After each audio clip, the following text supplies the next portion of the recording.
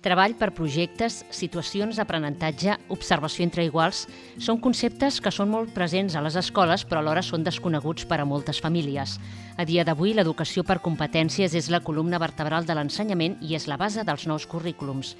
Competència és la capacitat d'una persona d'usar els coneixements i les habilitats en situacions quotidianes. I això què vol dir?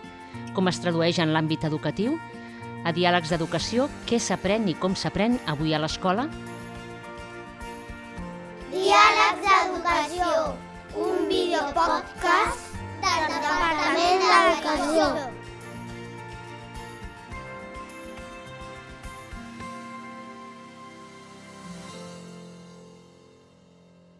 En parlem amb Marta Pont, mestra de l'Escola Ribatallada de Sabadell, Xavi López, exdirector de l'Escola Octavio Paz de Barcelona, Maria Marcos, vicepresidenta dels Moviments de Renovació Pedagògica de Catalunya i Coral Regí, mestra, membre del Consell Escolar de Catalunya i exdirectora de l'Escola Virolai de Barcelona.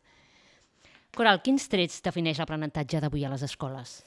Els trets que defineixen, jo crec que en totes les escoles, és la preocupació perquè l'alumne aprengui. I aprengui de manera rellevant, és a dir, les coses que aprengui li siguin útils per la seva vida de persona adulta, de persona que haurà de viure en un context d'aprenentatge permanent. Altra cosa és que transformar l'educació que hem tingut més basada en continguts, diguéssim, més de sabers a un aprenentatge més competencial és un procés que requereix una adaptació per part dels educadors, que requereix un període de transició entre tots els professors que estem en els temes, les famílies, o sigui, una mica estem en aquests moments en què hi ha una clara voluntat d'avançar en un aprenentatge més competencial i estem intentant entre tots tirar endavant el tema. Xavi, és igual d'important com s'aprèn que el què s'aprèn? Jo crec que és tan important, no?, el fet de preguntar-te sobre el procés d'aprenentatge de l'infant i sobre què és el que vol aprendre i nosaltres acompanyar perquè l'infant pugui aprendre. Per tant, el com, no?, ens permet, ens obre aquest paradigma de situar aquest cicle d'aprenentatge de l'infant al centre, sempre donant resposta a les necessitats, no?, a la personalització de l'aprenentatge. Aquí, com a docents, com a mestres i professors, no?, ens hem de preguntar quines mesures, quins suports tenim per anar acompanyant en aquest aprenentatge de l'infant. Però a la vegada ens hem de preguntar també el què. No podem anar a la deriva, sinó que hem de tenir clar un currículum, uns continguts, no?, que els nostres infants han de créixer. Per tant, crec que hem de trobar aquest equilibri en el procés d'aprenentatge i en allò que volem que els nostres infants aprenguin. Les noves formes d'aprenentatge són cada cop més presents a les aules i ja no és només exclusiu dels centres que sempre han tingut allò que se'n diu tradició transformadora, no? Maria? Doncs, la diversitat que tenim a les aules, que és el reflex de la societat que vivim, doncs fa que tots, no, busquem metodologies amb criteris pedagògics i didàctics, no, que estiguin enfocats amb aquesta idea de posar un repte i buscar com solucionar-lo, que és una miqueta la finalitat de l'educació, de dir, el que volem és que siguin capaços després, de formes creatives i aplicant allò que saben, donar resposta als reptes que es trobin. Per tant, la transferibilitat dels aprenentatges penso que és un dels punts claus a l'hora de pensar les metodologies i que impliquin a tots els alumnes, no? Aquest enfocament inclusiu també penso que les metodologies han de ser triades i aplicades amb aquesta mirada inclusiva a tot l'alumnat. Aquests nous aprenentatges són tan diferents dels mètodes tradicionals que moltes famílies tenen en ment? A veure, jo crec que els mètodes que ara en aquests moments nosaltres diem que són transformadors, la majoria venen de principis del segle XX, de finals del segle XIX. Recordeu el tema de l'escola nova, no són tan moderns. El que passa que sí que és cert que nosaltres hem viscut un període, que ha sigut tot el període, diguéssim, de l'escola franquista, que va fer tornar enrere moltes maneres. Si nosaltres escoltem o llegim un llibre que en aquests moments està molt en el dia, que és el mestre que va prometre el mar, veiem allà metodologies que en aquests moments semblarien absolutament revolucionàries i són metodologies de principis del segle XX. Jo crec que aquí el problema que tenim és que nosaltres hem de ser capaços en tot moment de pensar que qualsevol metodologia, com crec que a les preguntes que hem vist abans, ha d'estar al servei de que l'alumne aprengui més i millor i que l'alumne se senti protagonista, que sigui un aprenentatge que sigui rellevant per ell. No? El que comentaves tu del tema de les capitals, és donar una eina que li serà útil sempre. El que plantejàvem sobre la necessitat del com aprendre. Està claríssim, és veure quins són els perfils d'aprenentatge dels alumnes per després diversificar i garantir una personalització. Jo crec que és un món apassionant. I sobretot també per, com a docents, no deixar ningú enrere. Hem de crear una escola de tots i per a tots. Per tant, el fet de tenir aquestes metodologies i aquestes maneres d'acompanyar els infants ens permet arribar a les necessitats de cadascun. I mira, deixeu-me que porti una cosa perquè us escoltava i pensava que hi ha un tema molt important que molts docents de vegades ens plantegem al dia a dia, que és veure una mica la diferència entre el que és la personalització de l'aprenentatge i la universalitat de l'aprenentatge, no? Perquè són dos conceptes que són diferents però van molt lligats de la mà. No? I per mi penso que la universitat és poder donar que tothom tingui aquest accés, no? A l'educació i per altra banda tothom ha de tenir accés, però cadascú, tots som diferents, no hi ha dues persones iguals i hem de trobar la manera, s'ha de trobar la manera i hem de trobar els recursos perquè amb cada persona, amb cada alumne li puguem donar allò que realment necessita per poder aprendre. No? I també vinculat a l'infant, no? És que desperti aquestes ganes d'aprendre, no? Que vinguin a l'escola, als instituts, als centres educatius contents, no? I amb aquest desig de continuar aprenent al llarg de la vida i que crec que aquestes metodologies afavoreixen. És allò de l'escola que ho posem a tots els panells, en totes les notícies, no? L'aprendre al llarg de la vida, tot això ressona, no? I és fruit, com tu deies, de la universalització de l'aprenentatge. I en realitat, quan estem parlant d'aprenentatges competencials, és que els estem donant eines per continuar aprenent al llarg de la vida, no? Penso que tots tres heu tocat un tema que és el de la personalització dels aprenentatges, no? Que en aquesta consecució d'aprenentatges competencials que volem que facin els nostres alumnes, tenir en compte les seves experiències d'aprenentatges anteriors i que aquests coneixements que ja porten, tenir-los en compte pot facilitar al mestre que pugui establir connexions, que l'alumne faci connexions amb el que ja sap, el que ja ha après i allò que serà objecte d'aprenentatge i d'aquesta manera els aprenentatges que realitza cobren sentit i tenen valor per l'infant. I en aquest procés continu i dinàmic, els aprenentatges escolars, els aprenentatges competencials que fa a dins l'escola, que puguin estar connectats amb la seva vida real, fora de l'escola, els ajuda a que allò que aprèn sigui significatiu per ells i pugui transferir-ho i aleshores s'estableixen aquestes situacions entre l'escola i fora de l'escola. I després passa una cosa molt forta, que quan arribes a aquest moment i aconsegueixes això, apareix un terme que no ha sortit encara, que és la motivació i la il·lusió per aprendre. No? I de vegades estàs a l'aula i has intentat posar tots aquests ingredients sobre les taules, sobre la classe, i de cop apareix i et diuen Marta, és que estic aprenent tant i no voldria plegar. Es fan 2:45 i diuen ara hem de marxar, no? I quan passa això dius, uau, realment... I això és el més important, perquè si pensem que són infants, persones que hauran d'aprendre al llarg de la vida, mantenir les ganes per aprendre, és a dir, que aquests infants tinguin la sensació que aprendre és una cosa que requereix esforç, que requereix perseverança, que no és fàcil, però que és motivador, que realment és transcendent per ells, jo crec que és la clau, que és el que diuen, no vull plegar, no? Això jo crec que és molt important. Per tant, el gran repte que tenim els docents és crear aquestes situacions perquè passin totes aquestes coses, no? Situacions d'aprenentatge. No podem repetir, com vam potser aprendre nosaltres, o de tu calla, aprèn això i després aprova un examen, sinó que el que hem de crear són aquestes situacions més holístiques, perquè tots els infants puguin despertar aquest desig de saber més i d'aprendre. Què diríeu a les famílies que diuen que ara no s'aprèn tant com s'aprenia abans? Confiança.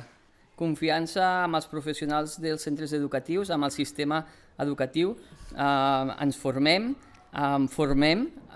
generem xarxes, per tant crec que la confiança amb el sistema és clau. I jo només... Ai, perdona, No. Jo no només parlaria de confiança, sinó que també els diria que amb ells, els docents també hem de fer una feina amb les famílies, perquè les famílies estan a casa, tenen les seves feines, les seves preocupacions, i veuen el seu fill amb una mirada de casa, de pares, no? I tot el que estem canviant a les escoles, les famílies també ho han de rebre, també ho han d'aprendre, això. Doncs se'ls ha de convidar a venir a reunions de famílies, a fer trobades, a entrar a l'aula, a exposar-los. Hem fet tot un projecte, doncs els exposem a les famílies, i a mesura que les famílies van entrant i ho veuen, ja no cal dir-los tingueu confiança, perquè ja l'han, no? O sigui, ja l'han trobat, ja han vist que allò és real. Però el que passa que les famílies les hem d'acollir a nosaltres, no podem fer-nos nosaltres la nostra vida amb els nens i prou. Jo crec que claríssim, just anava a dir això, no? És que necessitem nosaltres, com a professionals de l'educació, com deia el Xavi, tenim una responsabilitat de saber comunicar i explicar d'una manera absolutament empàtica i entenent que no són professionals les famílies, el que fem a l'escola, per què ho fem, com ho fem, quins resultats. I a partir d'aquí, quan les famílies se n'adonen que això és rellevant pels seus fills, que els infants surten de l'escola amb ganes de continuar aprenent, que realment cap noi i noia pensa que a l'escola no s'hi pot aprendre, aquí la família gira, tomba i se n'adona realment que aquesta manera de treballar competencialment és molt més potent i no deixa ningú enrere. Clar, i hem de tenir aquesta mirada de comunitat educativa, i la família és un agent d'aquesta comunitat educativa, i per tant hem de treballar tots plegats. Sí que des del món professional explicar, no, aquesta part més pedagògica i de diàleg, explicant el per què a l'escola ho fem així, però al cap i a la fi els responsables és tota la comunitat educativa. Sí, i amb la comunitat i entre les famílies i entre la comunitat justament, no? Tota la gent del barri, la gent de la ciutat, no? Perquè l'escola, si no, sembla una entitat així sola, solitària, que es mou per les seves... I no, són part de la societat i una part molt, molt important. Clar, no? I quan veus que la família és un agent actiu, no, en el projecte educatiu de l'escola, és com una satisfacció perquè ningú s'ha quedat al marge, no? I tots treballem pel bé comú, que és l'aprenentatge dels seus fills i filles. I quan obres les portes de l'escola, les famílies veuen les coses amb més confiança i se n'adonen d'aquests mateixos, si es plantegen així, l'aprenentatge és una manera bona de fer. Jo podria afegir, m'agradaria afegir una cosa més, que és també la idea sempre tenim les portes obertes de l'escola i buscar aquests vincles amb la família perquè tingui una coherència el que fem a l'escola i que tingui una continuïtat fora, i com a gent, que estem tots d'acord, com a gent educatiu, hem de tenir vincle, hem de tenir comunicació i hem de remar tots junts per aquests infants. Però penso que també l'escola a vegades espera que vinguin els agents, que vinguin... I hi ha propostes d'escoles que cada cop més també que s'obren a la comunitat, que elles surten i s'exposen i van als llocs i aleshores també porten a la societat, no només a les famílies, perquè tota la societat educa, porten allò que estan fent a les escoles, que estem fent a les escoles, que fem. I penso que això també és un plus de sortir de l'escola i de fer veure, potser els que encara no estan convençuts que no s'aprèn tant com abans, perquè no fem metodologies reproductives, sinó que són molt més de buscar solucions a reptes de forma creativa, innovadora, i no solucions, fórmules ja preestablertes. Si ensenyem, si surt l'escola i diu que treballem així i ho estem fent bé, no? Confieu, no? És que crec que l'escola és la vida, no és la preparació per la vida. Per tant, si entenem que l'escola com així ja passen 1000 coses i anem a buscar aquests agents perquè ens ajudin, trenquem parets, portes... Sense portes, oberta a l'entorn, i on els aprenentatges són rellevants pels infants perquè estan vinculats amb la seva vida quotidiana, la vida del seu entorn. I fer molta xarxa, I si poden aprendre d'un expert, d'un museu, d'una entitat, doncs allà ja hi ha la vida, i ho connecten amb el seu dia a dia i és quan hi troben sentit amb allò que fan. Que aquí està una miqueta el repte també que ens trobem a les aules, que ens arriben els currículums als col·les, als mestres, i tenim aquesta tasca de traduir aquests objectius, aquestes competències, en el dia a dia de l'aula, des de la quotidianitat, des d'allò que passa... Bueno, però la feina del mestre és adaptar el currículum a la realitat. Contextualitzar i prioritzant sempre l'aprenentatge competencial i la realitat de cada infant. Jo crec que això és la feina del mestre. El mestre és un artista, no? Un mestre no es pot substituir per una persona, per un robotito d'intel·ligència artificial, perquè és una persona propera a l'infant, perquè està contextualitzant, perquè ha d'establir un vincle d'afecte i d'empatia amb l'alumne, amb la família, amb el context. I això és un món, no, que li dona aquesta... I parlant del mestre, vull fer una aportació petitona, ja acabem, que de vegades parlem molt que el mestre ha passat a ser un acompanyant, un guia, no? I jo penso que el mestre és un regulador, també, perquè de vegades els nens, depèn de les edats, no es poden autorregular en moltes coses. Clar. I per això hi hem de ser el mestre, per això hi ha de ser el docent, per dir, ha passat això, doncs jo t'ajudo, i poso de vegades paraules, no? O t'ajudo a posar, no poso paraules, t'ajudo a posar paraules al que ha passat o en aquest aprenentatge o aquesta incògnita que tens ara aquí, no? per trobar el seu intrínculis, però jo t'ajudo a regular, no? La figura de mestre com a regulador de l'aprenentatge, penso... Els infants aprenen per ells mateixos, però necessiten en determinats moments el que tu dius, unes formalitzacions de l'aprenentatge que s'ha de fer acompanyat d'un bon mestre. I ho hem de tenir molt en compte, perquè hi ha una mica, hi havia hagut una mica la tònica de que es va fent i es va aprenent, però el mestre aquí hem de fer aquestes aturades, aquesta reflexió, aquest de dir, parem, aquí un moment, hem de... Preguntar-nos el per què. No? Per a què passa tot això? Formalitzar l'aprenentatge. Estem cremant molts cartutxos. Tornem una mica enrere i després tornarem a la figura del mestre, però hem apuntat el tema dels currículums, no? La figura del mestre és qui ha d'aterrar els currículums, però com s'aterra el currículum a l'aula? Com es passa del paper a l'aula? De quina forma? Primer, coneixent el context. És molt, molt important conèixer l'escola, la població, les necessitats, els resultats, i a partir d'aquí, quan tens aquesta fotografia, no, de tota la comunitat, de tots els resultats, de dissenyar aquests mínims vinculats al currículum perquè els nostres infants puguin aprendre. Per tant, jo crec que hem d'aterrar el currículum a partir de les realitats de cada territori i de cada comunitat educativa. Jo crec que hi ha un principi que és molt clar. El currículum és un tot i el mestre el que fa és aterrar-lo. La primera cosa és purgant, és a dir, no tot el currículum és prescriptiu, ni tot és un continguts que són obligatoris. El que nosaltres hem de saber fer justament és contextualitzar això, prioritzant, seleccionant, expurgant el que és prioritari, justament per un principi, que és molt important. Els processos d'aprenentatge requereixen temps. Jo, a més, crec que en el context actual una de les coses que l'escola ha de fer, si volem treballar temes d'esperit crític, és temps, reflexió, concentració. I això vol dir a vegades un principi que és tan clar com que menys és més, és a dir, no fa falta explicar tot el currículum. A vegades jo crec que s'ha d'explicar els àmbits del currículum que són més significatius pel context de l'escola, pel context de l'alumne, etc. I a partir d'aquí entrar-hi a fons per assegurar que realment l'aprenentatge és rellevant. I penso que el currículum no ens ha de fer por als docents, perquè durant molt de temps ha sigut com una cosa que fa com por, no? Acostar-te al currículum. I realment trobar els moments per parlar-ne, per compartir, no? Per passar d'aquelles paraules, que de vegades ho diu el currículum, és veritat, que ho diu amb aquelles paraules que fan com una mica de por, passar-te-les a casa teva, al teu territori, al teu llenguatge, compartir-ho amb els teus companys. I ara el nou currículum és una oportunitat, no? Per a aquestes escoles, no? Amb aquesta mirada més competencial de l'aprenentatge del dia a dia. Per tant, el nou currículum això ho afavoreix. Sí, permet aquesta flexibilització per fer aquests projectes, no? més globalitzadors, on s'integren els aprenentatges i aquesta idea, no? De que sigui pràctic, funcional, i el currículum, com molt bé deia la Marta, no? que penso que és ben utilitzat, no?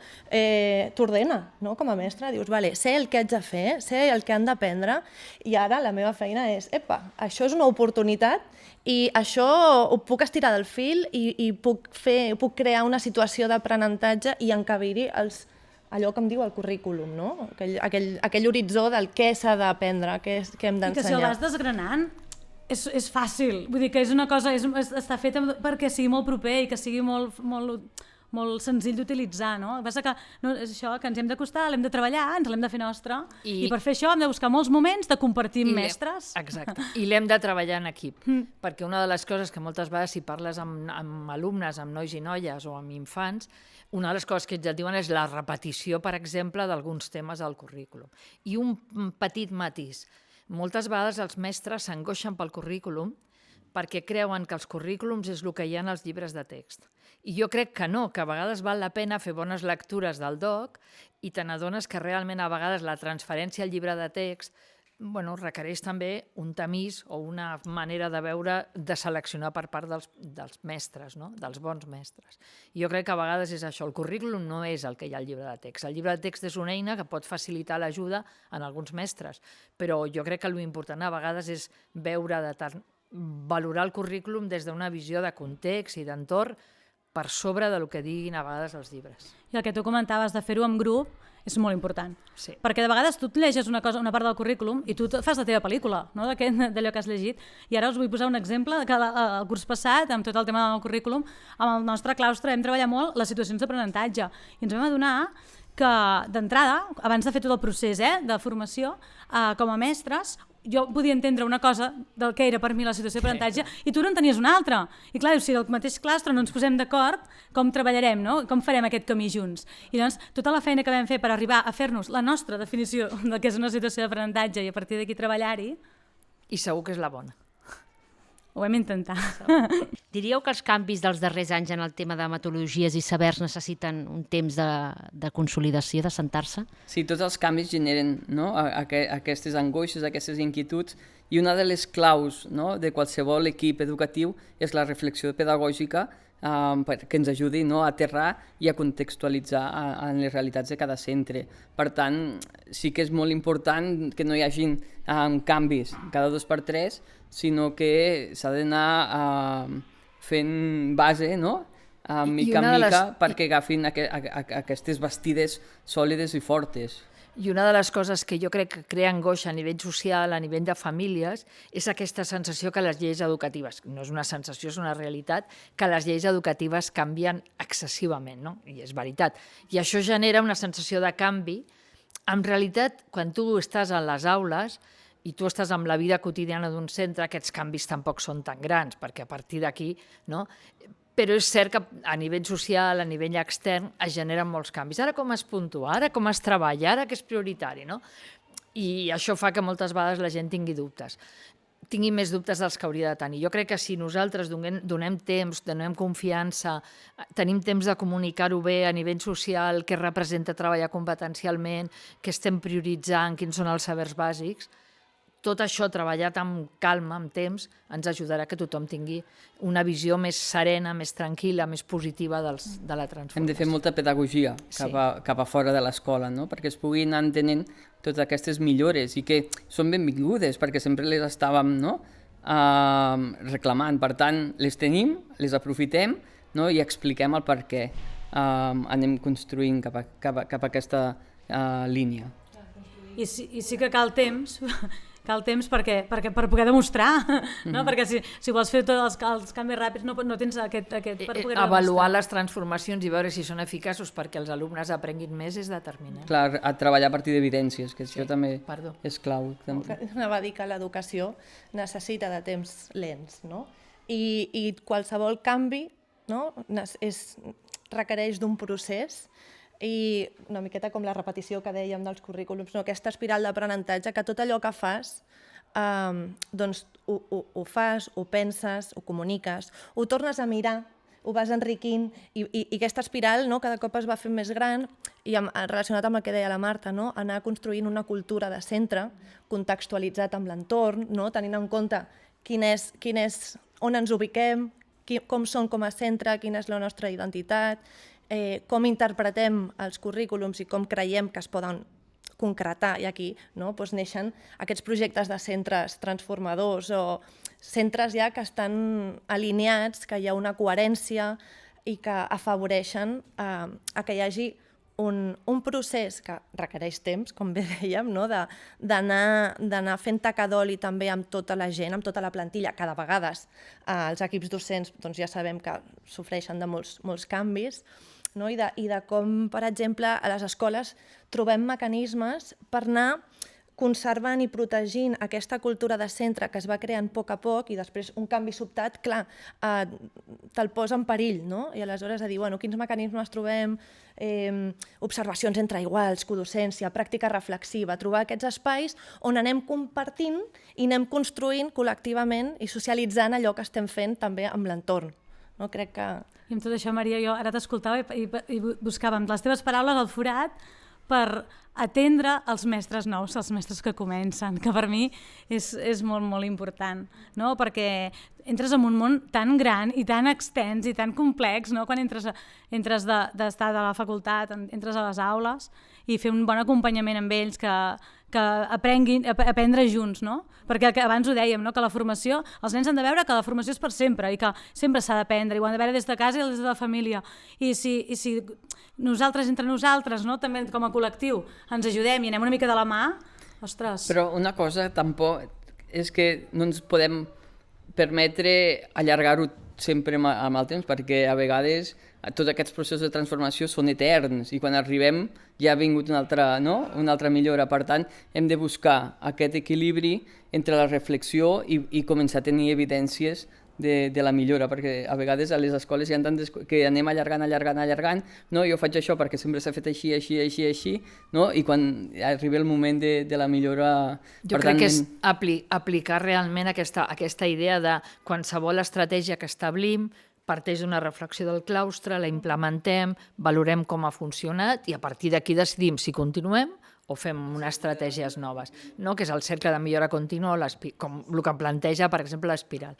Jo, respecte al que deies dels mestres joves, dels mestres nous o dels mestres que s'incorporen a un claustre, crec que és molt important, perquè hi ha una cosa que és vital, que és salvaguardar la cultura de centre, l'esperit del centre. I en aquest sentit, la Maria ens ho ha dit, però jo crec que és molt important establir realment aquesta idea de que aquest acompanyament al mestre nou que s'incorpora a un equip amb unes maneres de fer, això requereix un treball prioritari, perquè al final tot el que estem fent serveix perquè els alumnes es trobin en un centre més coherent, no? No és quina sort que t'ha tocat aquest mestre que és bo, no.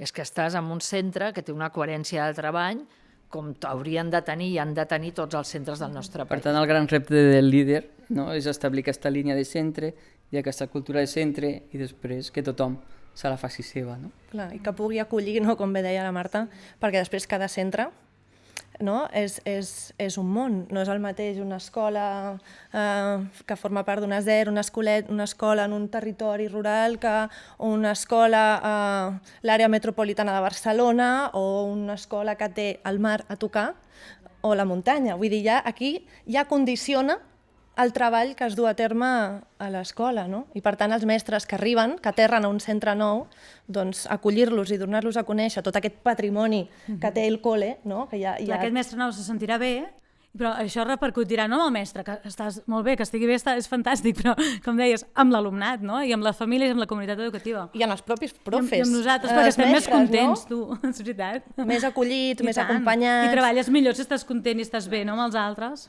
Que aquí el benestar docent crec que és un punt clau, a l'acollir els docents que arriben als claustres. I com parlava el Xavi de reptes, com pot l'escola preparar els infants i joves pels reptes futurs en una societat que evoluciona tan ràpid com la d'avui dia? Tenint escolta activa, escoltant les necessitats de tota la comunitat educativa per donar aquestes respostes a una escola, no, que tingui ganes de formar-se, de poder plantejar-se constantment aquestes preguntes del per què i si donen les respostes que qualsevol membre de la comunitat i preservar l'essencial de l'escola. I l'essencial de l'escola jo crec que és veure l'infant com una persona, com un infant amb confiança, amb estimació, mantenir el vincle, això és essencial a l'escola. I això és prioritari per poder després garantir que aquest infant, aquest jove, serà un jove que sabrà viure en una societat amb molts canvis, perquè ell, per si mateix, en el seu interior, parteix d'aquesta acceptació, d'aquesta confiança, d'aquest entorn que l'estima, que l'aprecia, que li dona confiança. I l'altre element fonamental és treballar valors que són essencials en qualsevol entorn, com per exemple l'autosuperació, l'aprenentatge de l'errada, la confiança en un mateix. Tenim una sèrie de coses que són pal de paller, que són columna vertebral, i això són les coses que nosaltres hem de garantir que les traspassem i que es treballen en funció d'aquests elements, perquè serà al final, per exemple, les ganes d'aprendre que hem dit. Això, en qualsevol entorn, és clau i fonamental, no? I aquestes són les coses que nosaltres hem de preservar. I una escola que sàpigui treballar en equip, no? Que no treballi de manera individual, sinó que tot l'equip tingui aquests objectius compartits i que estigui connectada amb el dia a dia, amb l'exterior. I que avui en dia el món canvia tan ràpid, perquè una cosa que fas avui l'any que ve ja no et serveix i tot és tan canviant que no ens podem plantejar amb treballar a l'escola d'una manera per unes coses per ara, perquè és que demà passat ja no seran vàlides. Llavors ja penso que la manera de treballar és saber que el món canvia, però que canvia molt, molt, molt de pressa. I que l'essencial és l'essencial i és el que nosaltres hem de garantir. I també una escola que treballi les relacions humanes, no? Que aquest desenvolupament integral de la persona a partir de saber qui ets, no? I com pots aportar i crear aquest coneixement compartit. El tema de la sociabilitat i de la consciència són elements fonamentals. L'altre dia escoltava, Harvard considera que el més important no és el que s'aprèn a la universitat, sinó la convivència, les relacions, la sociabilitat. I és així, i jo crec que això ens passa també a l'escola. Bueno, a l'escola ens passa molt sovint que de vegades tens molt clar que avui estàs fent un projecte i estàs fent aquella activitat i que tens aquella... i tornes del pati i ha passat no sé què ha passat i s'atura tot, perquè el primer de tot és que estiguem bé i que si hi ha hagut un conflicte es pugui resoldre, no? I després ja vindran els sabers, el resoldre aquell repte, hi ha moments que s'ha d'aturar i llavors primer estiguem bé nosaltres, ho solucionem, ara continuem, no? Sí, penso que has tocat també el clau, no, ara, amb el tema aquest de cuidar, no? Que tens unes idees i allò imprevist a l'escola sempre succeeix, no? Dius, tinc planificat, avui farem grups interactius, vindrà la mama de no sé qui i pam, i et ve un nen, una nena que ha trepitjat un cargol i ja és el drama. I tot s'atura perquè has d'atendre aquesta situació.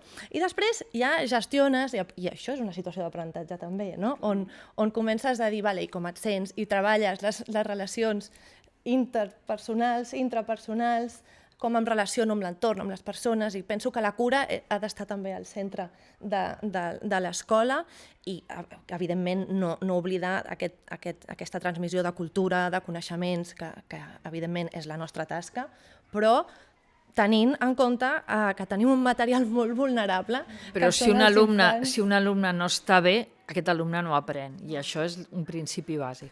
I el mestre que està davant ho ha de poder veure, o sigui, la seva actitud, l'objectiu és que el mestre, el docent, pugui estar pendent del que passa, perquè si tu vas amb la teva que vols fer això, no veuràs coses que passen, no? I jo penso que el nou currículum i les situacions d'aprenentatge d'això vetllen sobretot per aquest canvi de mirada del docent, no? I d'estar alerta al que està passant. Doncs Marta Pont, mestra de l'Escola Ribatallada de Sabadell, Xavi López, exdirector de l'Escola Octavio Paz de Barcelona, Maria Marcos, vicepresidenta dels Moviments de Renovació Pedagògica de Catalunya i Coral Regí, mestra, exdirectora de l'Escola Virolai de Barcelona i membre del Consell Escolar de Catalunya. Gràcies per aquest diàleg avui al voltant de què és i com s'aprèn a l'escola. Fins aviat. Gràcies.